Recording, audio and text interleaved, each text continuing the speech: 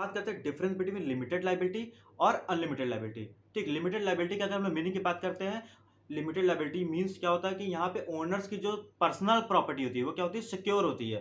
ठीक, इसका मतलब ये है कि यानी मैंने बैंक से लोन लिया, ठीक, तो बैंक का लोन मैंने क्या किया, रीपे नहीं कर पाया, तो बैंक क्या कर सकती है, उस लोन को रिकवर करने के लिए सिर्फ मेरी कंपनी की ही एसेट बेच सकती है। मेरी पर्सनल प्रॉपर्टी क्या यहाँ पे सिक्योर है, मेरी पर्सनल प्रॉपर्टी को बैंक हाथ तक नहीं लगाएगी। ठीक, तो ऐसे केस में हम लोग क्या बोलते हैं, उसको लिमिटेड लायबिलिटी बोलते हैं, जहाँ पे ओनर्स की प्रॉपर्टी क्या होती है, सिक्योर होती है। मगर हम लोग आते हैं अनलिमिटेड लायबिलिटी की, तो अनलिमिटेड लायबिलिटी में क्या होता है कि यहाँ पे ओनर्स की जो पर्सनल प्रॉपर्टी होती है वो सिक्योर नहीं होती है। ठीक, जैसे मैंने एग्जांपल बात करता हूँ, मेरी दुकान थी, मैंने अपनी दुकान के लिए क्या किया, लोन ले लिया। ठीक, अब मैं उस लोन को क्या कर रहा हूँ, रीपे नहीं कर पा रहा हूँ, तो बैंक क्या करेगी, मेरी दुकान की जो एसेट है वो भी पूरी बेच देगी, संपत्ति पूरी बेच के लोन को रिकवर कर पाएगी, मतलब रिकवर करेगी। अगर वो तो भी रिकवर नहीं कर पाती है तो बैंक क्या करेगी, अब मेरी जो पर्सनल प्रॉपर्टी है उसको भी बेच के अपने लोन को क्या करेगी, रिकवर करेगी। तो यहाँ पे मेरी पर्सनल प्रॉपर्टी